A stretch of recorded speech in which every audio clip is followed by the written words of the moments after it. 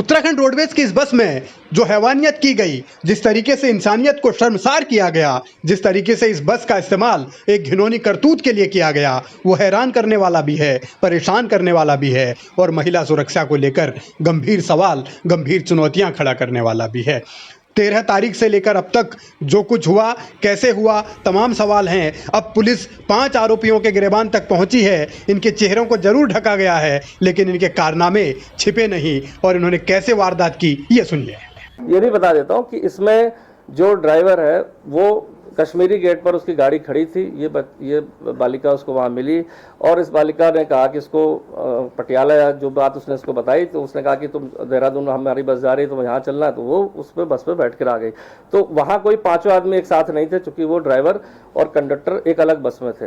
जो और 3 अक्यूज्ड हैं वो अलग हैं। तो इट मीन्स कि एक कोई प्लानिंग इसमें नहीं थी कि ऐसी कोई बात है, क्योंकि वो बस से वहाँ 5 घंटे बाद यहाँ पर आए।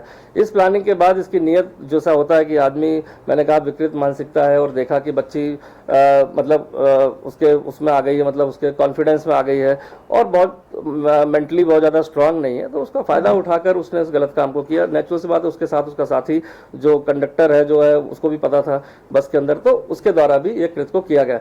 बाद में जैसा उसका कहना है कि इस चीज़ के बारे में बगल में और जो दूसरा ड्राइवर है उसके द्वारा उसको ऐसा चीज़ पता चल गई, तो उसके द्वारा बाद में क्या किया गया उसको नहीं पता, लेकिन वो आया था। तो कहने का मतलब एक प्लान्ड तरीके से नहीं था, क्योंकि वो वहाँ से आई थी एक ड्राइवर के बातचीत के कारण, यहाँ उसका कंडक्टर था। बाकी जो बाद में 1-2 ड्राइवर और कंडक्टर को पता चला। अब मैंने कहा कि लास्ट में बहुत बार जब ये कैश जमा करने गए, वहाँ पर जो कैश जमा करते हैं, तो कैशियर को भी इस बात का पता चल गया, जो भी इनकी बात हुई हो, तो उसके द्वारा भी एक कृत्य किया गया। तो देखा जाए तो एक तरह से प्लान्ड तरीके से ना होकर ये डिफरेंटली टाइम फ्रेम में था। गिरफ्तार किया, उन्होंने क्या कहा? महिला सुरक्षा की मांग को लेकर पूरे देश में जब आक्रोश है, कोलकाता कांड के बाद जब कई सवाल उठ रहे हैं, लोग सड़कों पर हैं, तब देहरादून में ऐसी हैवानियत होना बहुत गंभीर मसला है। देखिए, ये तो लॉ एंड ऑर्डर का केस है कि आरोपी कितने पकड़े गए, 5 में से कितने धरपकड़ हुई और कितनों का पुष्टि हो गई कि वही थे।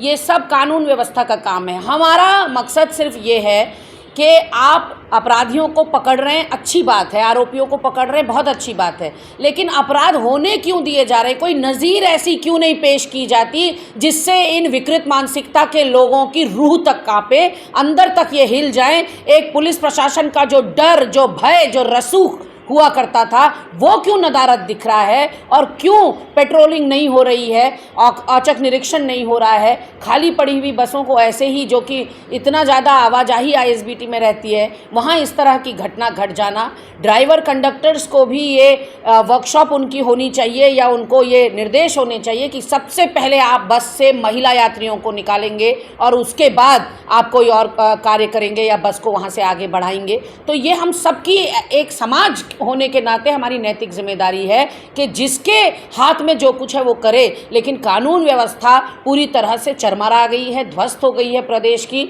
और जिस तरह से ये जो शॉर्टकट्स की बात कर रहे हैं कि दिल्ली और देहरादून का रास्ता कम हो जाएगा, वो देहरादून के लिए और पूरे उत्तराखंड के अभिशाप होने जा रहा है। ये आप लिख कर ले लीजिए। कानून व्यवस्था तो है कहाँ? कानून व्यवस्था राजधानी में, आईएसबीटी में, जहां सबसे पहले यात्री आता है पूरे देश से, कहीं से भी, वहां पर एक नाबालिग लड़की के साथ गैंगरेप हो जाता है। पुलिस चौकी बगल में है और आईएसबीटी जहां 24 घंटे बसें जहां से डिस्प्ले होती हैं, उस जगह पर एक बच्ची का वहां पर रेप हो जाता है। भादराबाद में तो बीजेपी का एक पदाधिकारी रेप कर देता है। अंकिता भंडारी का मामला पहले ही है। रुद्रपुर में, उधम सिंह नगर में जो हुआ है वो आपके सामने है। नर्स की जो हत्या हुई आपके सामने। पूरे प्रदेश के अंदर महिलाओं के खिलाफ हिंसा के मामले जिस प्रकार से बढ़ रहे हैं, ये राजधानी रेप राजधानी हो गई है। पूरे पूरे पूरे देश में इतना अपराध महिलाओं के खिलाफ यहाँ की आबादी के अनुपात में कहीं नहीं होगा जितना उत्तराखंड में हो रहा है। और उत्तराखंड की सरकार सोई हुई है, पुलिस का खौफ समाप्त हो गया है, अपराधी लगातार अपराध कर रहे हैं। इस मामले को लेकर के कांग्रेस पार्टी सड़क में भी और सदन में भी, आगामी जो विधानसभा का सत्र हो रहा है इसमें और सड़क में, दोनों जगह हमारी पार्टी के नेता, हमारी पार्टी के विधायक इस मामले को उठाएंगे, क्योंकि कानून व्यवस्था पूरी तरह से राज्य में चौपट हो चुकी है।